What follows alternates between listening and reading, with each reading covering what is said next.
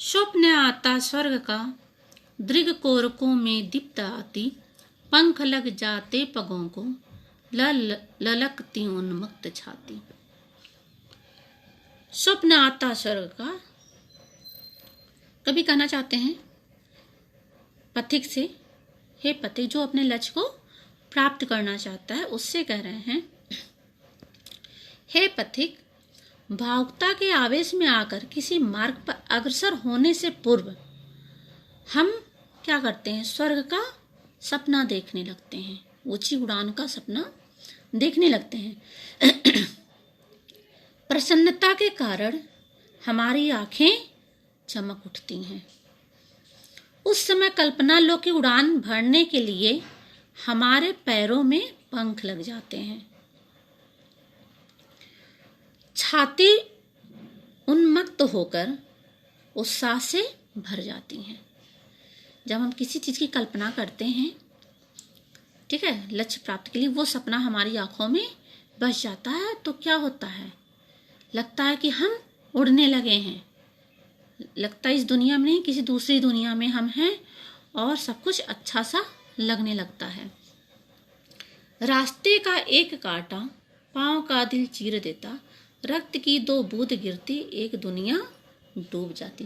किंतु ठीक उसी प्रकार से राह का एक मामूली कांटा पाँव में चुभ जाता है और खून की दो बूंदों के बहने से हमारी सारी कल्पना क्या होती, डूब जाती। कल्पना की दुनिया ही उसमें डूब जाती, अर्थात मार्ग में मामूली अवरोध उत्पन्न हो जाने मात्र से सारा मजा किरकिरा हो जाता है।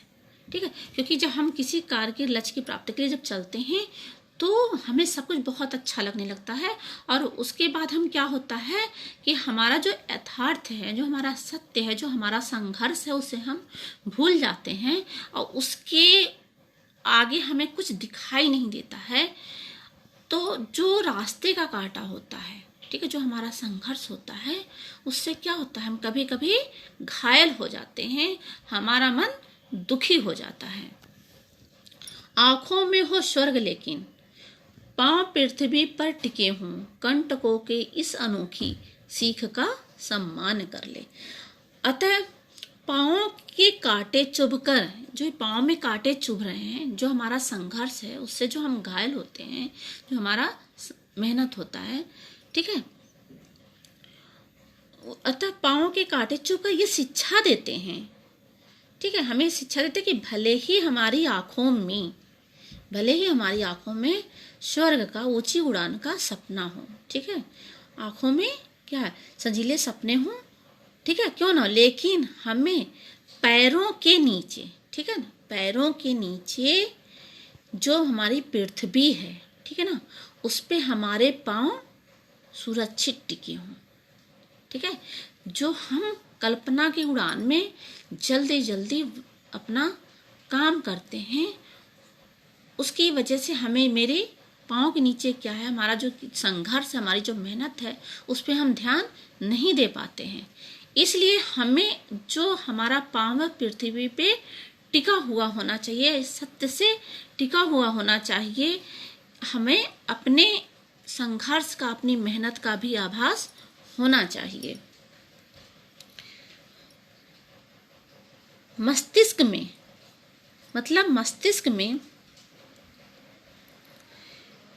भले ही कल्पना की ऊंची उड़ान क्यों न हो, किंतु जो हमारी व्यवहारिक जगत की उपयोगिता है, जो हमारा संघर्ष का सत्य है, उसे हमें कभी नहीं भूलना चाहिए।